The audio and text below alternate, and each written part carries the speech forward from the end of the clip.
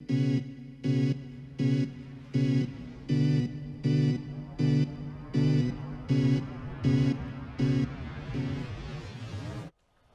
вами Иван Жданов и новая сводка событий войны. Сегодня 4 апреля, 40 дней назад путинские войска вторглись на территорию Украины.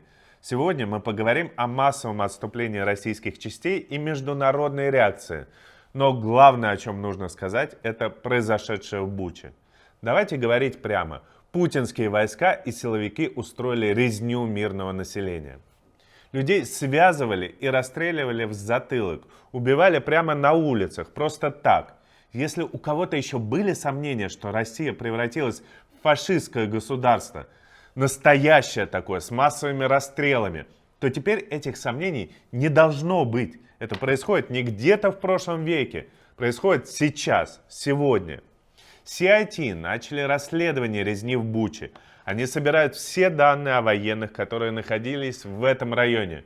Мы точно знаем, например, что там были российские десантники.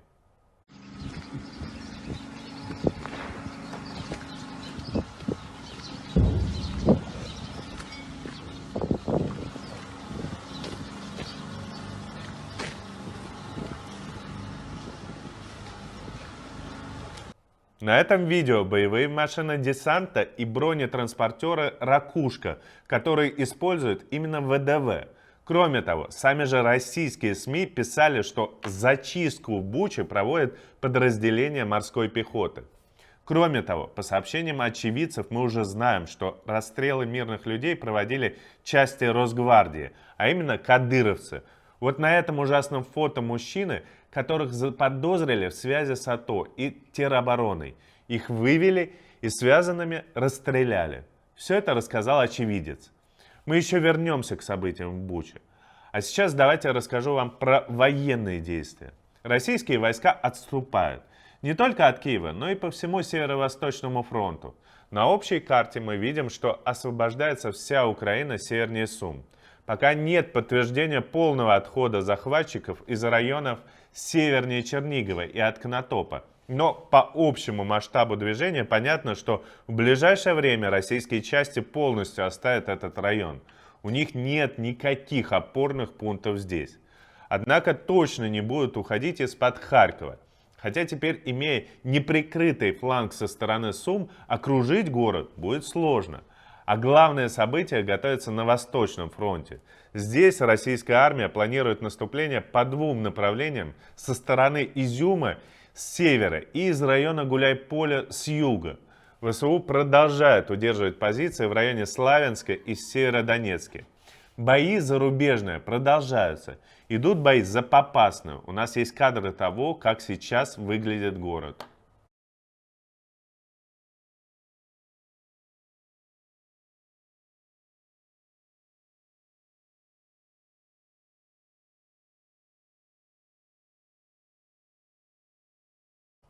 Администрация Донецкой области, украинская легитимная администрация, призвала мирных жителей региона срочно уехать, потому что ожидаются тяжелые бои. Мариуполь практически взят, идет борьба уже на подступах к заводу «Азовсталь». Изюм был захвачен на днях. Есть видео того, что осталось от города.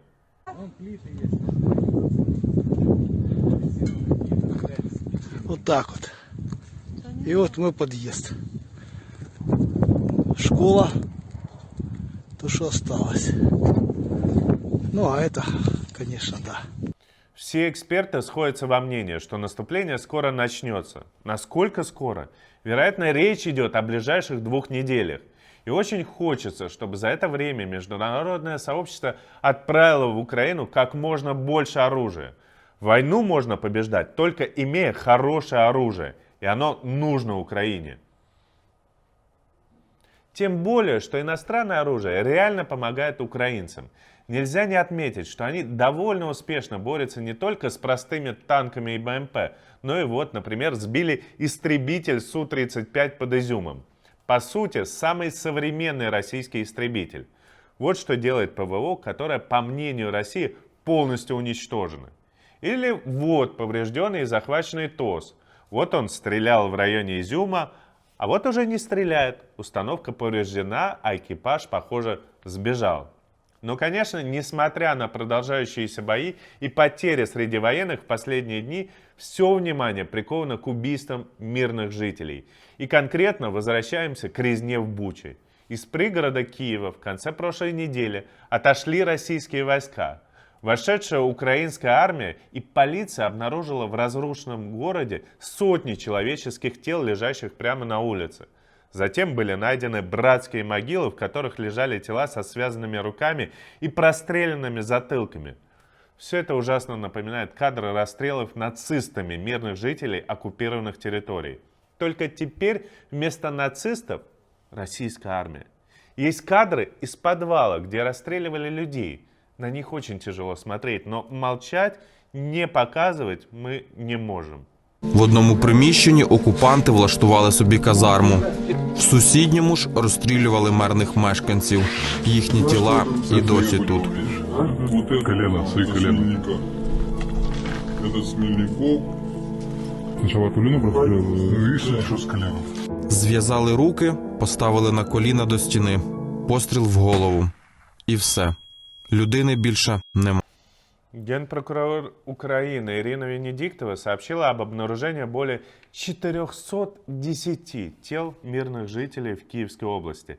Треть из них уже осмотрена медицинскими экспертами. Мы сейчас говорим только о Киевской области. В ближайшее время нам покажут освобожденные места в Черниговской и Сумской областях. И пока нет причин считать, что там ситуация будет сильно отличаться. Резня в Буче, конечно, шокировало все международное сообщество. Все СМИ, все политики говорят об этом. Анонсируются новые санкции. Но у меня есть, как обычно, только один вопрос. Теперь вы хотя бы понимаете, о чем мы говорили? Алексей Навальный, вся наша команда, другие оппозиционные политики, движения год за годом пытались достучаться до западных политиков. В России разгонялись митинги, в Чечне пытали и убивали людей. Путин преследовал политиков и журналистов, пытался убить Навального, посадил его в тюрьму. ФБК и многие другие организации признали экстремистами. Все СМИ вообще позакрывали. А вы продолжали вводить какие-то санкции против пары генералов, против пары чиновников администрации президента и Пригожина. Только сейчас вы проснулись. Вот пишет в Твиттере сотрудник британской Ми-6 Ричард Мур. Мы знали, что планы Путина по вторжению включали внесудебные казни его военными и спецслужбами. Сообщения о казнях гражданских лиц, поступающие из освобожденных районов, ужасают и пугают. Так какого черта вы ничего не сделали тогда? Почему не закрыли небо? Почему санкций не было до того, как Путин напал? Все говорили, что он это не сделает, все СМИ писали об этом. Но вместо этого Макрон продолжал и продолжает сейчас даже иногда звонить Путину. А теперь он говорит, что нужны жесткие санкции. Знаете, все вот посмеивались над Борисом Джонсоном, а на самом деле в Европе именно Великобритания стала самым главным врагом Путина. Они делают больше всех. В том числе в первые дни войны они поставляют Украине оружие, когда Германия даже не пропускала их самолеты над своей территорией.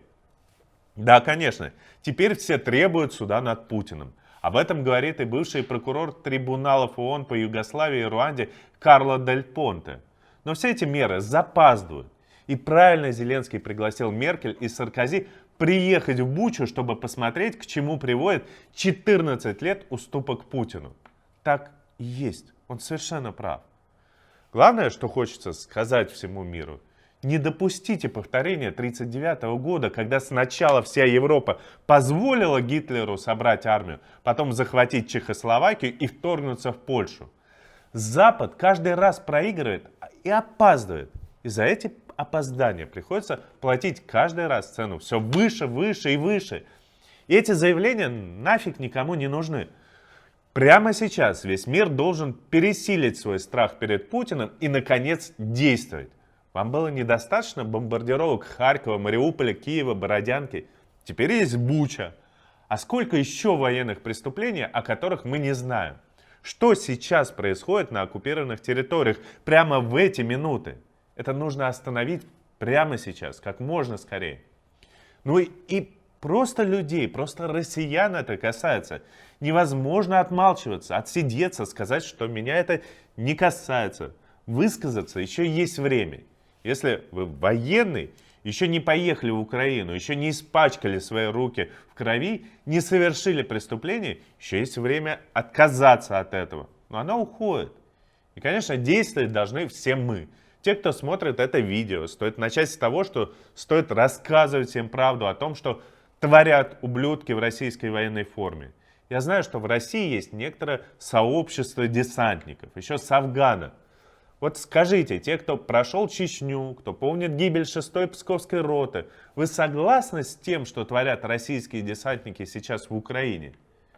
Если нет, если еще осталось хоть какое-то понятие чести, то требуйте расследования. Не молчите, потому что до тех пор, пока не будут найдены конкретные виновные, позор лежит на всей российской армии, на всем российском десанте.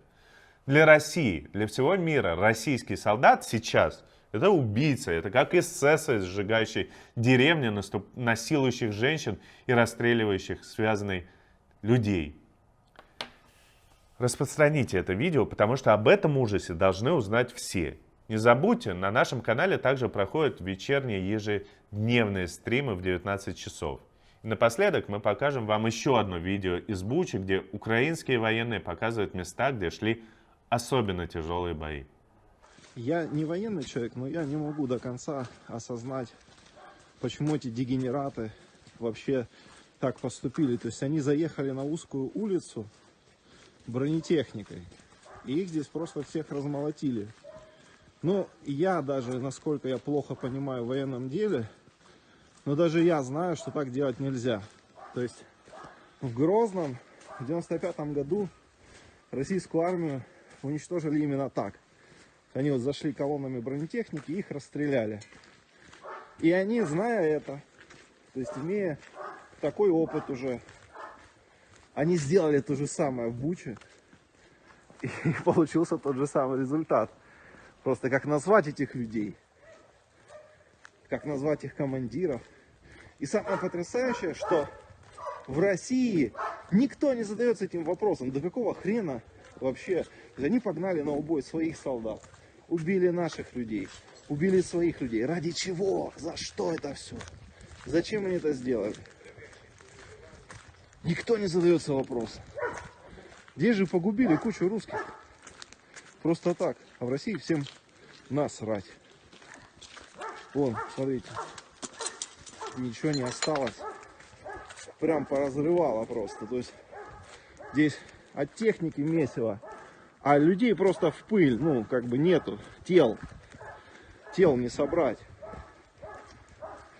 А в России всем все равно. Обществу наплевать. Привезли сюда, вон, поразрывало, остались одни ошметки от одежды. Привезли на убой вообще бессмысленную войну. Привезли на убой русских солдат. А в России всем насрать. Как бы, ну, завели колонну, ну, сожгли, ну, убили и убили. Охренеть.